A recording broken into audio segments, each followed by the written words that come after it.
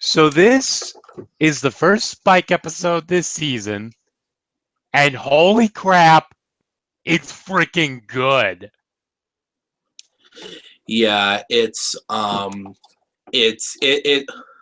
pardon the pun, but this episode was fire. Yeah, totally. This episode was straight fire. Can I just say right off the bat, Princess Ember's a boss, okay? Oh yeah, oh totally. I I want thought to she could have literally. I want to meet the voice actress. I I would want to go and like get fan art of her. She is fucking awesome. I mean, I wish she kind of would have given Spike a bit more props in her coronation speech, Bob. But you know what? She's still pretty cool. hmm So one thing I want to say that was not said in Princess Spike that I want to say here. Cadence, I love you, darling, but you do realize that talking to Spike and saying, you're not doing this for the fame or for wanting to be a princess, are you? You do realize that's what planted in his head the fact that he's going all Machiavelli and eating gems and all that crap because you fucked up. Yeah, it took a while, but it just made me realize, half the time when one of Spike's episodes suck, it's mostly not even his fault. Mm-hmm. A lot. I definitely agree with that. So anyway, this episode starts off with Rarity and Spike doing like these, I don't know, just they're in a cave and they're just A cave like, of wonders. I was actually thinking with all the bats up there, I'm just thinking of that one scene from the Pokemon Snap video of Best Sisters Play where they're inside the cave and you just see Zubats everywhere. Oh yes, Zubats for days. Uh-huh. So, but yeah, uh I like the bow that's on Rarity, but at the same time, it's also like it's also one of those things like it's cute, but at the same time, she's like, I don't like how my magic's so illuminating, it'll wake up the bats. You're wearing a hard hat with a light. I'm sorry, woman, but an LED or iridescent light bulb is going to be more bright than your own magic. Sorry to say. Yeah, and then I like how Rarity's first reaction when Spike starts glowing. She's like, Spike, turn it off. He's just like, I can't. I can't.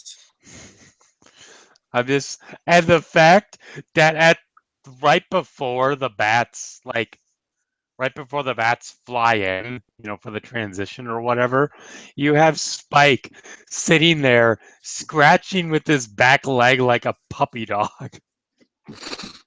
Yeah, as if they couldn't hammer that connection home anymore after the Equestria Girls movies. It's like, what? I was a dog once. Get off my back, bro. Well, yeah, he was a dog. Well, I shouldn't say once because he's been a dog several times. But I don't know. Maybe the writers just like running jokes. So they Rarity grabs Spike and brings him into the eating room of Twilight's castle. And right before this, Luna and Celestia are just like, oh, we finally get a chance to just sit here and relax and chat and all that fun stuff because damn it, nothing's gonna get in our way today. And then all of a sudden Rarity flies in. It's like, why is Spike glowing like this? Yeah, my skin's burning. Dude, do you need like some skin cream or something? But I love that.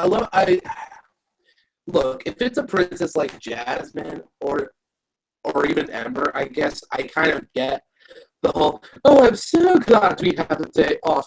But seriously, seriously, the last thing Luna did in the last season was Princess Dreams of Electric Sheep. Mm-hmm.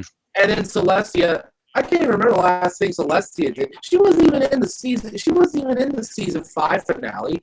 Well, okay, in the season five, It's in the season six. 5 finale, she got her butt, she got her flank whooped like 3 different times by 3 different people in 3 different timelines in 3 different Infinite Crisis on Infinite Earths. Sorry, Yeah. I was reading some DC A- comics the other day. And also, if you really think about it, in 6 seasons, the mother figure hasn't had an episode in the entire series. Hasn't had a solo episode.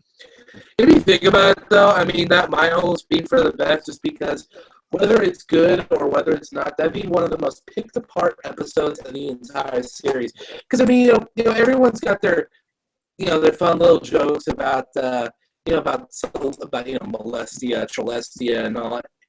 Like kind of little fan theories. But let's be honest, Celestia is one of the most split about characters in the entire fandom. I agree, definitely. I don't mind it too much. She has moments where she's cool, other moments when kind of feel like she's a bit forgettable. But yeah, for the most part, she's all right. But I don't know, man. There are people that seriously dislike Celestia. Like I thought I was kind of on her, but seriously, people are like, "Yo, screw her," and I'm like, "Dude, she's like really nice though." Yeah. The only thing, like, I'll say this and then we'll keep going, but if you really think about like Celestia as like a, if you really think about the haters of Celestia, everyone's just like, oh, New Lunar Republic. The way I've always seen that is more of just a, hey, putting a friendly pop shot at you, but that's all it is. It's never like, hey, I'm going to tell you that you're wrong because you like Celestia. No, it's never been that way. So, At least I don't think it's been. so Luna basically says, we don't know much about dragon culture, but this one we've seen before. And I'm like, okay, when have you seen this before, number one? And number two, um, if you have seen this before, why didn't you tell Twilight or Spike or Rarity or any of the main 6 about it until now? Plot. Yeah. Look So, at it. Look at it this way. You're just now getting into Kingdom Hearts, right? You'll notice that MLP is a lot like it, where it's kind of like it's like they'll introduce plot elements where it's like, oh yeah, this has happened before, but you don't get to it until like 2 or 3 games or seasons later. So trust me, MLP's story is slowly starting to become an RPG at least as far as its intertwining plot elements concerned. Credit where it's due, they still keep it pretty simple, which most things find it hard to do. Again, Kingdom Hearts, but so far so good, I guess. well, let's just say that it's good that Hasbro hasn't turned into what most people consider a quote unquote triple A developer, like Ubisoft or EA or hell Konami right now. Or you know what that just made me think of? It just made me think of like sometime in the future. There's like, hey guys, MLP season 10. The first half of the season will air like this consecutively. But if you guys want to see the rest of the season 2 months before it airs on television, subscribe to Hulu. Oh my gosh, that would, if TV does that, I will literally cry. You You know, don't need to do that. if a regular schmuck like me thought about it, I guarantee you an executive thought about it. And they're probably planning right now, okay, how in the hell can we do this? Yep. So basically, Luna says that what this is that he's being summoned by the Dragon Lord, and I'm like, okay. Once he'll stop glowing once he gets there, once he answers the summons, and so Rarity and Twilight elect themselves to go along and keep Spike company and also like watch over him and protect him. And they get over there, and Twilight saying, this is perfect. I'll be able to find so much more about dragons. And I'm thinking to myself, um, Twilight, why didn't you do this last time when you went, when Spike was going to find himself? Why didn't you think to bring a notebook there? Your neuroticism confuses me. Plot? I I don't know. guess I guess it's Twilight's neuroticism. Don't question it. I don't know. I feel like if someone had gone with Spike, it would have taken it away from the story. I don't know. It was cool to see the Dragon Badlands again. And I remember why I hated that red dude so much. When he showed up in his only episode. But yeah, designs were cool. The Dragon Lord was freaking abominable. Oh, okay. Now I do want to say the two biggest vibes that I got from it, surprisingly, were not from Skyrim, and that's saying something. The land and the architecture, like the lake that is right before that place that the scepter got thrown into, that looked like something straight out of Land Before Time, and even more so, um, Torch, the Dragon Lord, he looked like General Scales from Star Fox Adventures. I say this episode has some of the dopest names that we've seen in the entire series. First on, Gauntlet of Fire. Like, yes, the Lord's name is Torch. Mm-hmm. The episode's name is the Dragon Lord's name is Torch. His daughter's name is Princess Ember. They have to find a Bloodstone scepter. This episode is so metal that I'm honestly starting to wonder if these guys don't just listen to like Scandinavian death metal on their spare time while they're writing an episode. Think about it. What if Josh Haber and Diggy Pulse you're like, hey man, what you bumping? There's like Children of Bodom, what about you? They're like, dude, I got some Rhapsody of Fire Blow. And they're like, wait, did you say Rhapsody of Fire? And he's like, yeah. We got a Spike episode coming up, don't we? Yeah. Huh. And the rest is history. I was actually thinking of just like the Avenged Sevenfold song, Shepherd of Fire. So it's just like, know it by name, Gauntlet of Fire. Yeah, I don't know. Hail to the Dragon Lord. But what's interesting is you're talking about how the writers are probably bumping Scandinavian metal or whatever. If you really think about it, Apples to the Core is literally taken from Flogging Molly. If you really think about it. That makes way too much sense, yet it still gives me a headache. Yeah, I watched the Drowning in Horseshoes review of Pinky Apple Pie recently, so he's just like, I'll be able to listen to this song again when St. Patrick's Day comes around, because you'll have an Irish folk song and Apples to the Core in one sitting. What could be more awesome than that? That's But a very astute point. mm-hmm. So Garble comes up. He's just as much of an asshole as ever, because when are dragons ever not stereotyped as assholes in this series? Yeah, seriously, this is pretty racist towards dragons and mules. So Torch is basically saying, so I've been a Dragon Lord for more than most of you have remembered, and I'm going to have to step down due to Dragon Law.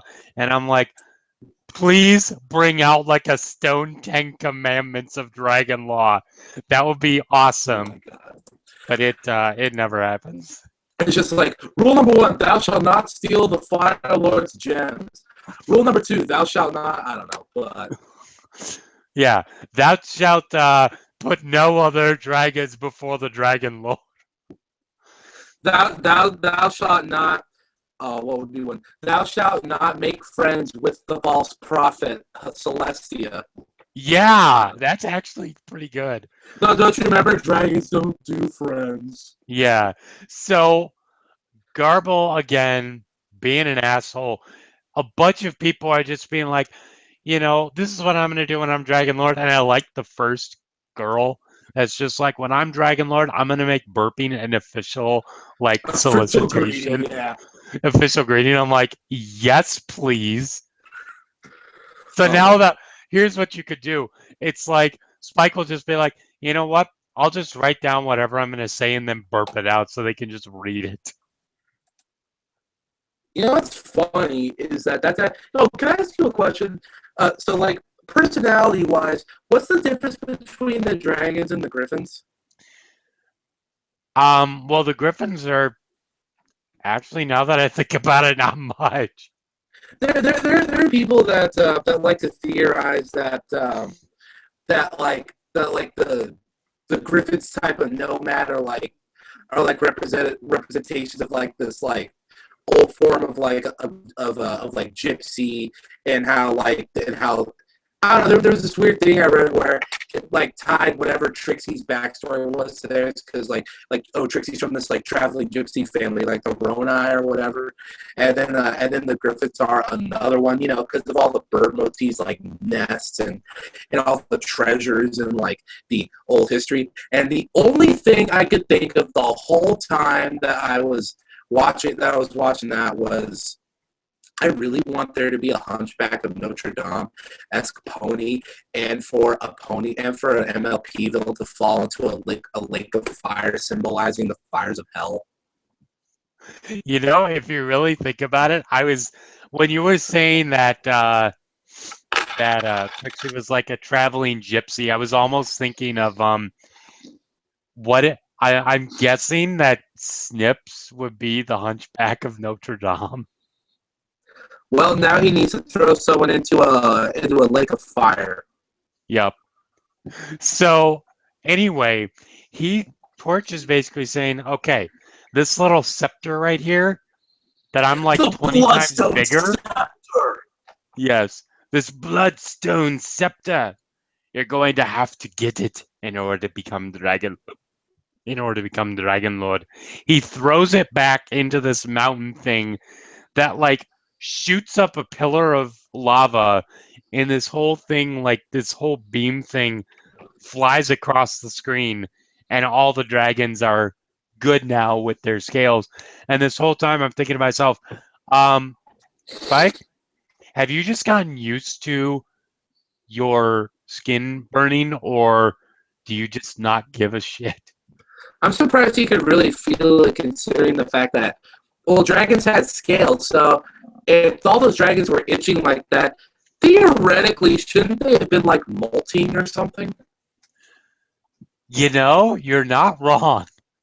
So Spike's like, I'm just saying. I guess they thought it would have been too graphic to have a bunch of dead dragon skin lying all over the place while they're trying to be like rite of passage, friendship, friendship, rah rah rah.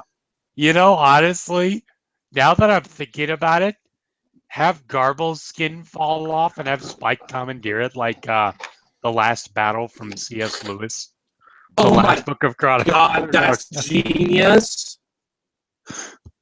I'm just saying. So Spike's like, okay, this isn't gonna work. I'm just gonna leave. And George is just like, where the heck are you going? It's just like, I'm too small for this. And then Ember flies down and she's just like, this kid's just a runt. Let him go. And he's just like, well, all right. And Ember starts flying past her dad, and Torch is just like, where are you going, daughter? And she's just like, I'm getting ready for the competition. No, And you're he's like, not. get back to the cave, female. Yeah. So he's just like, you're not going to do that. This is only for strong dragons. And I'm just thinking to myself, in all honesty, these dragons don't know too much. They're not very bright, are they?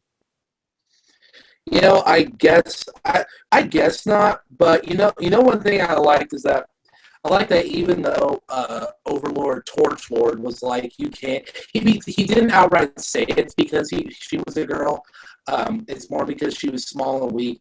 But that's basically the same thing that they told Judy from Zootopia, and we all know what she did about that. Mm-hmm. I mean, I think She just Spike's. completely. It's like fight the system.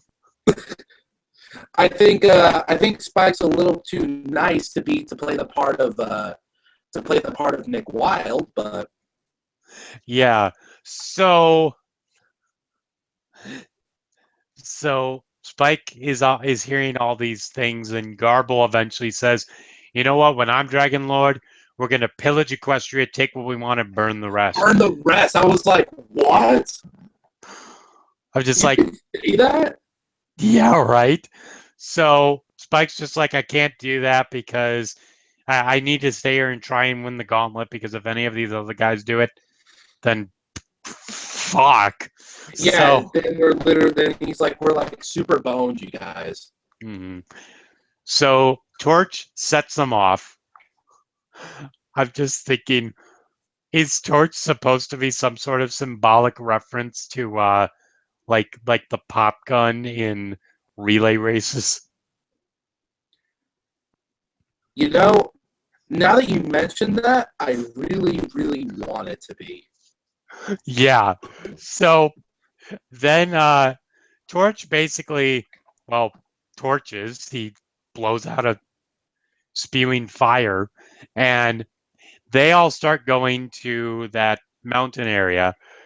Spike gets knocked in by Garble, and he starts swimming. And you have, let me just say, the costumes slash disguises for the ponies this time around Oh, are dude. freaking genius. Dude, Rarity and Twilight's constant disguising switching was like one of the best parts of the entire episode. Easily. Especially this part when they're like literally just covering themselves with seaweed. Oh my god. You know, I don't know what it is, but when Rarity's like in an episode, but she's not like the main focus of the episode, that's when she's like her most hilarious to me. Mm-hmm. I agree. Now here's my question though: with the seaweed disguise, why weren't their horns sticking out? Magic? And what I'm thinking about that, I'm sorry if this is offensive to anyone, but I think if they actually did try and say, like, if the seaweed was still covering the horn, everyone would just be like, boner alert, boner alert. Yeah, rather I figured they probably figured, well, we could go in practical, or we could just give everyone a massive give the internet a massive softball. Yep. So so this armored dragon gets knocked over and falls in. And even before this, you have these weird creatures that look like the moray eels from the Ghastly Gorge, like coming out of the water. And the sound they make is just like, "Urgh." And I'm just like, oh my gosh, this is totally Dinosaur Planet. And so the armored pony falls, and he starts drowning. Spike saves him, brings him over to the island, and lo and behold, da da da da, takes off the helmet. It's Princess Ember. Were they wait? Were they trying to make a Metroid reference there? Or Ember this is armor-clad dragon is actually a woman? Ember is colored blue. I know, but you know. No, because Samus has her Zero suit. Oh my gosh, you're totally right. OMG. Okay, so not only do these guys listen to European metal, but they also like to play. They also like to Nintendo on the side. They're just like, hey, hold on, guys. I'd love to finish listening to our group listening of Mom and Marth right now, but I'm really close to beating Goblins and Ghouls. You know, speaking of the final fight at the end, yeah, they're total Smash Bros. Junkies. Oh, easily. I mean, I mean, it's not that it's obvious, but it's like the first thing that comes to mind. And considering how, I don't want to say blame, but considering how, well, up front-ish they are about it, yeah, that's the vibe I got from it too. I was just like, man, these are some gamers right here writing my episode, or animating rather my episodes. Mm-hmm. So then you have Ember kind of talking, and Garble gets fallen by a rock, and he's just like, Spike, help, and Spike helps anyway because he's the goody two horseshoes. And Oh my god. you wanted to forget that after Ponyville Confidential, didn't you? Oh my god. Hey, that came out with some of the best lines of the show. Don't tell me. No more namby-pamby stories like last year's editor, but namby-pamby was a great editor. And then you had, we might get our cutie marks in journalism. Isn't that worth a little grief from Diamond Tiara? I will admit that was one of the best jokes of the show so far. So anyway, you have Ember, like Garble gets saved, of course, and he's just like, knew you would help me. Those pony friends of yours have made you soft. And that's the point of the episode where I'm just like, Garble actually has a point there. Yeah. I mean, do you think he could have gotten the rock off himself, or do you think he was just trying to prove a point and just be a jerk? I don't know. But the other thing is that he smells, he like sniffs, and he's just like, ooh, you even smell like a pony. And do dragons eat ponies? Just wondering that aloud. I don't know. But what's interesting is Ember, like, he starts to get on the trail of Twilight and Rarity, and Ember steps up and is just like, oh, I pillaged some ponies on my way over, so you could smell it on me. And I was almost thinking, I forget that's the exact line that she says, and I'm thinking, what, did you like visit Ponyville, or did you like get like some pony cologne on the way over or something? Pone Cologne. So or Colt alone, something like that. Juniper Phoenix. So oh my god. that So Amber's like, "What's up, dude?" And then Spike's like, "Hey, what's up? You want any pals?" And she's like, "Yeah." Literally, whenever the concept of friendship is brought up to Ember, her reaction basically comes down to yes, no, maybe, sure, probably, I think so, I don't know.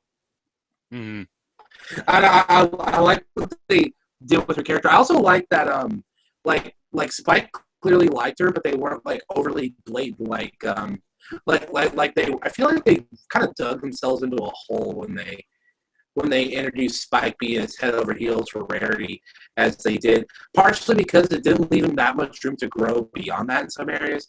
And second off, when he gets a new potential interest like this, it feels kind of weird because it's 2010, the only one he's ever really had the hots for is freaking Rarity. But I like that it handled the concept of I like that it actually had Spike teaching a lesson about friendship. I mean, he helped out Starlight Glimmer in the premiere, but he didn't teach her anything. He was just kind of like giving her a guiding claw. But I really like how they wrote the two. I don't think because what it leads to is he's like, hey look, I don't care about all you dragons can go to hell. Okay, I don't care about y'all, but I likes you. You smart. You're smart and loyal. So I'll get you the scepter. Go buy you my house. Sorry. Sorry. There's this dude named DJ Khaled, right? And never mind. And so he's like, so they're working together, getting to the tunnel or whatever. and what's interesting though is that he mentions it to her. She's adverse about it at first, and then she says, "Sure, I'll do it because your plan makes sense." And Twilight pops out of like the tree trunk they're in, and he's just like, this is fascinating. This goes against everything that I've learned about dragon culture thus far. And it's just like, Twilight, get back in your stump. This isn't your episode. Yeah, seriously. I think they just did that to remind the audience that Spike and Rarity were there. Honestly, I don't think they needed to be in the episode, honestly. I mean, Spike pretty much had everything under control. I mean, yeah, they perked up his attitude, but honestly, they could have tweaked the episode minimally, and you wouldn't have even needed Spike and Rarity. You know what it was? They probably put them there because the last few times that we had an episode starring Spike, where it was Spike pretty much for the most part on his own. It's been people have been kind of like, oh my god, Spike cannot hold an episode on his own. What the But so this time they were like, okay, let's give him his ma and let's give him his hot aunt, and we'll put them in there for some fun, for some comic relief jokes. Which is weird because he's supposed to be the comic relief. I think he works as a lead, as shown in this episode, because there's a majority of the episode where it's just really him and Ember, and the two of them hold the episode over really well. Because I really feel like the whole calling of the dragon thing was mostly was really in the background. I think it really was mostly about Spike helping Ember learn. Well, it's not that Ember really learned friendship, like. I mean, she's friends with Spike now, but I don't know. It's weird to explain. Basically, I really like Spike and Ember in this, but I don't really think Rarity and Twilight needed to be here. But they were funny. So, and like I said, their disguises were actually one of the best parts of the episode. Like how he goes back to talk to her right before the tree trunk, and he thinks you're still in the bush. So he pushes the bush, he pokes the bush, and it just like collapses. And then they're like over here, and they're in the tree trunk. It's like, And the little stick like waves at the. yeah, that was. So they get to the cave, and this is a part where I don't think they needed to do that, but they did. I'm like, oh, okay, whatever. Was the part where Ember's like, well, our partnership is over now. Bye. And I know Well, actually, that was a little bit further on in the episode. They're like, well, I mean, that was good. We can keep working together. Well, only through this tunnel. And that's it. That's what I'm saying. I'm sticking to it. So they get in, and those like pieces those like stalactites and stalagmites are like crunching each other like teeth. And a couple references here. One that reminded me of the when the Millennium Falcon escaped in Empire Strikes Back from that space worm. How come I don't get any lines in these things? Shut up, Meg. That's fine. And then the other big thing is I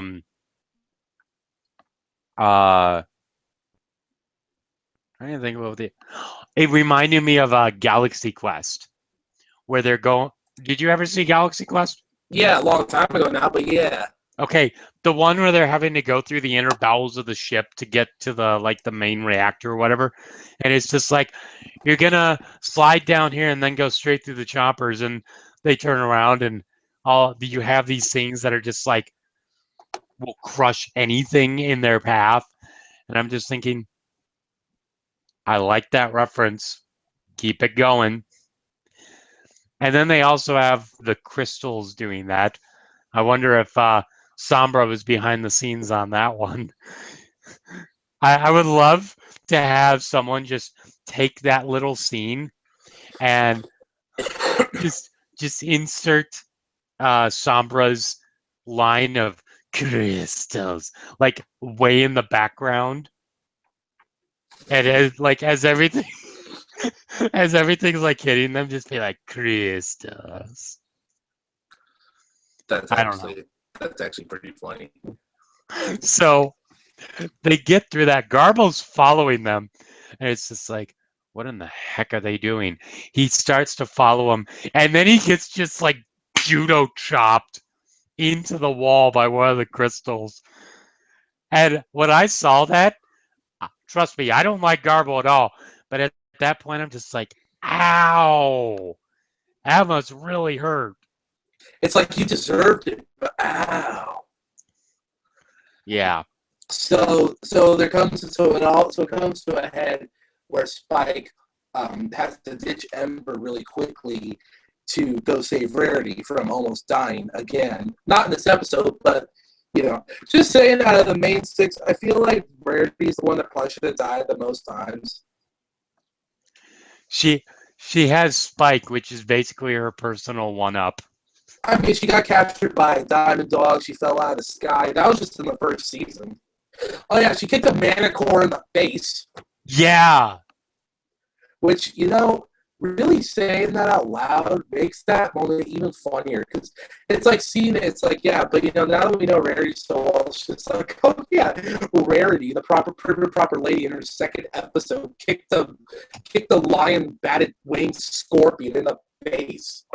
And really, if you have Lauren Faust coming back for that, she's just going to be like, hey, you realize that was a reference to her kicking her stereotype in the face, right? Yes, we get it, Lauren Faust. You like to go against conventions with your characters. I really want to see her Galaxy Girls series take off. That'd be really cool.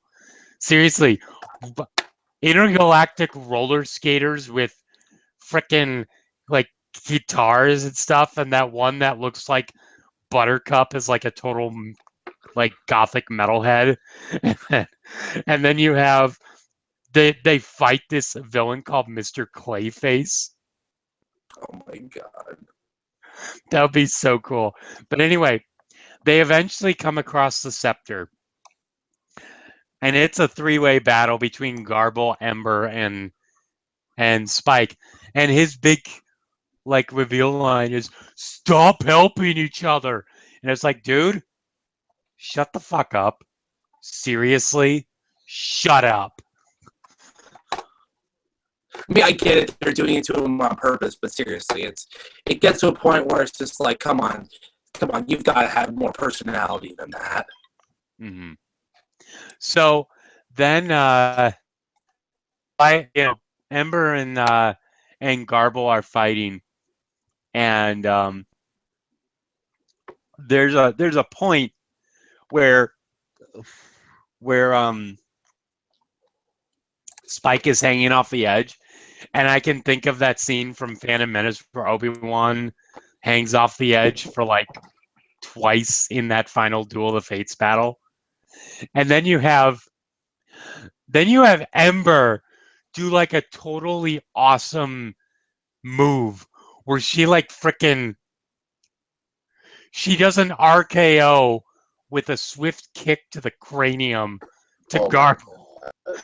And I'm just like, yes. That out is of nowhere. Yeah, exactly. Princess Ember out of nowhere. So Spike gets the gauntlet.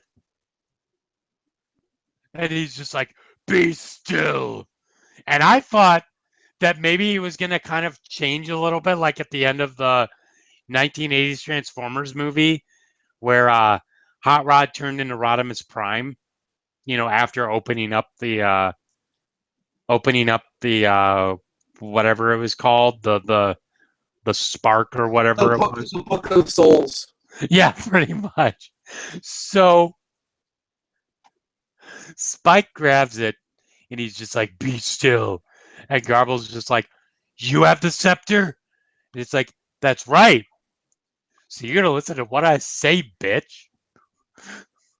So he points it at him. I just saw a waffle maker that makes a waffle look like the Death Star. Really? Yeah, the dude's got on a Millennium Falcon plate with lightsaber knives and forks. Hashtag winning. Are you that bored with the review? No, I just need to say something funny because we were actually starting to review the episode analytically, and I'm like, wait, hold on, we don't take these we can't take this seriously, or at least let people know we take it seriously. we can't even take it as seriously as Firebrand because he takes it way too seriously. Oh my lord. So, So to move along, yeah, like I said, Amber's like, wait, you have friends? That's stupid. And I get that they try to initially make it sound like they wrote it to where she's conflicted, like she kind of doesn't want to leave or not want to be friends with her.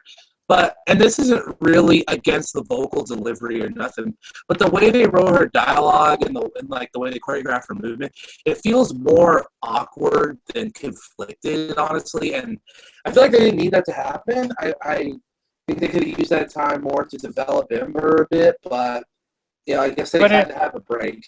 I actually liked that though, because Ember's talking about how, like, you know, friends is good, but dragons don't do friends. And it's like, stop making me talk about my feelings, seriously.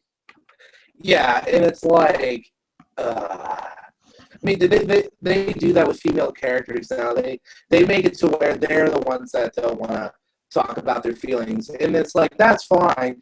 But in an episode like this, where let's be honest, we probably won't see her for, probably if not the rest of this, if not in anywhere other point in this season, we probably won't see her till next season or even that. This might be her only appearance, and you know how this fandom is, you know and this isn't me knocking the show. I'm just saying they usually write their characters that in a way that leaves them with an impression.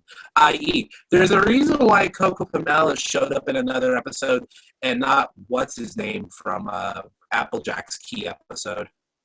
Oh, Silver Slinger, Silver Dollar, I forget. Something like that. I mean, most of the ones for the key episodes are like Spitfire. She's memorable. Of course, she's Spitfire. Coco Pamel was awesome. Uh, Cheese Sandwich is like everyone's favorite bro. By the way, if you haven't seen it, go and watch Love is a Yummy S'more by Animated James. Is that a Frozen reference? It's supposed to be a Frozen reference, but it's Pinkie Pie and Cheese Sandwich. Oh my god. Now that you think about it, it actually sounds kind of awesome, doesn't it? Love is a s'more. Oh my lord. So then Spike and Twilight and Rarity do some stuff. I don't really remember. I kind of remember not well. I mentally kind of checked out until they were at the bridge and Garble was ready to try to fight them. But then everyone's like, Spike, get the scepter! And then he's just like, you got it, Bubba. And then he's just like, hey, check this out. Fling. Yep. And then he's just like, I'm the Dragon Lord. Fear and respect me. And Garble's like, okay. And I love what Spike tells Garble to do. Yeah. On the way out, you're going to give everyone a hug and not tell them why. And I want you to make me an all-powerful... Oh, wait. No. he Garble gives that first dragon a hug, and you just see that dragon just like, oh, that was sweet. I wanted that hug.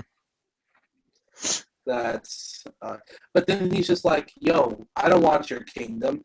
You take the scepter. Here's $2,500. Go buy your mama a house.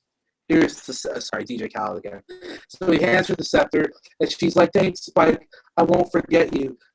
Are people gonna? And then he's like, hug time. She's like, what the hell is this? And he's just like, it's a hug. Everyone in this show has hugged everyone they've ever met at least once. And she's like, okay, people are gonna ship us now, aren't they? Yep, like mail. If you really think about it, though, do you ever notice that every single hug that they ever give are full-on, like, frontal hugs? They're never, like, side hugs. And, I mean, I get that in this society, like, in our society, it's a little more, like, eh. But in reality, with the Pony Show, it actually makes a lot of sense. I've seen a few side hugs, but I'm not sure.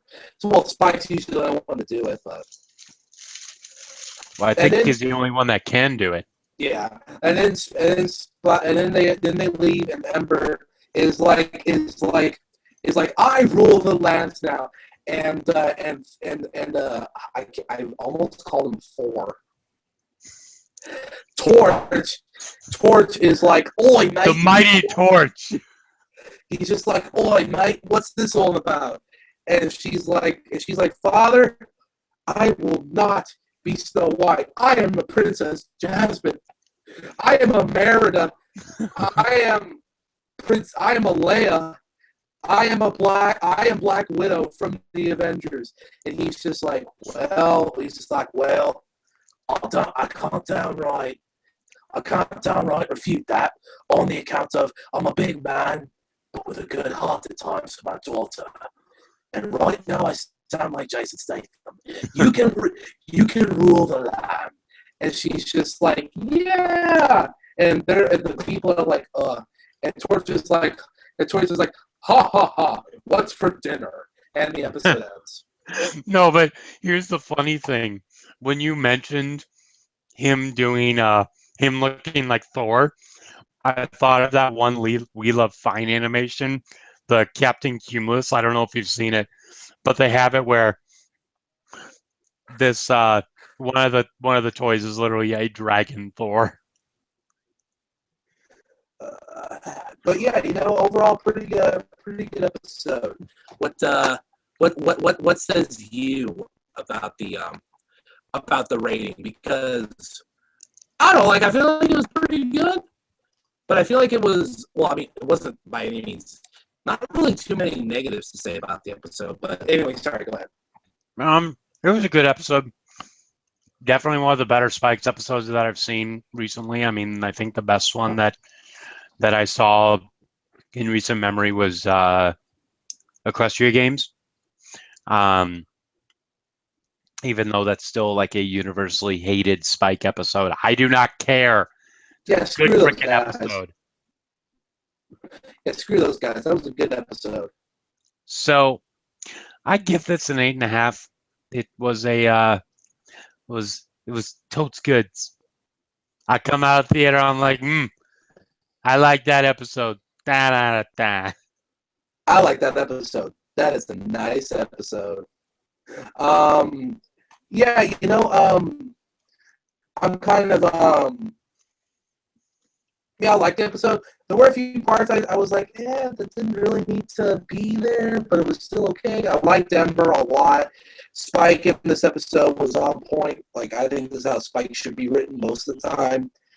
And, it was funny on point. Not too many negatives. Not really a boring part either. It was all pretty interesting. I love the world building of the land of dragons. But oh my god, I just saw some. What? So the dragons live in a rocky mountain area, right? I'm sorry?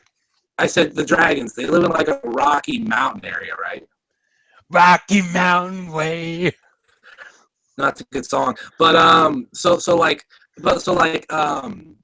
the changelings live in an area like that too, but we call that the Badlands, right? Uh-huh. So couldn't we call the Dragonlands, the Badlands, couldn't we call them the Bad Dragonlands? That's actually pretty cool. I like your thinking. But yeah, I mean, I give this one an 8. It's not 5 stars, but it's not -5 stars. But it's a really good Spike episode. Really good. Well, it's a really good episode. Yeah, I dig it, yo. Mm-hmm. So When yeah, am I gonna get an episode I hate? Do I you know don't how know. much fun it is to talk about something that sucks? I love dripping one in the Power Ponies. Here's my thing though. One thing I want to say before we end this. There's a little scene when Rarity and Twilight are in two different like rock patterns, and it shows like where the camera's on Spike and it has the back to Rarity and Twilight, and they kind of come in like, I'm just saying the animation looked like frickin' South Park. Yeah, that's about right. So yeah, Next week, I don't even know what's happening next week. Oh, I totally know what's happening next week. As you're looking it up, I'm guessing. No, shut up. I'm just pulling out my digital. No, shut up, John. Leave me alone. I don't tell you how to live your life. Okay, here we go. So, by the way, I noticed new director. Well, rather, co-directors. The directors so far have been that Denny Liu guy that got to take care of the second half of Season 5. of the last season. And really quick, looking at the other seasons, I've noticed there's been quite a change of directors. Seems to mostly have bounced back between that Jason Diazin guy and James Walton. But with Jim Miller stepping in for bits of season 5.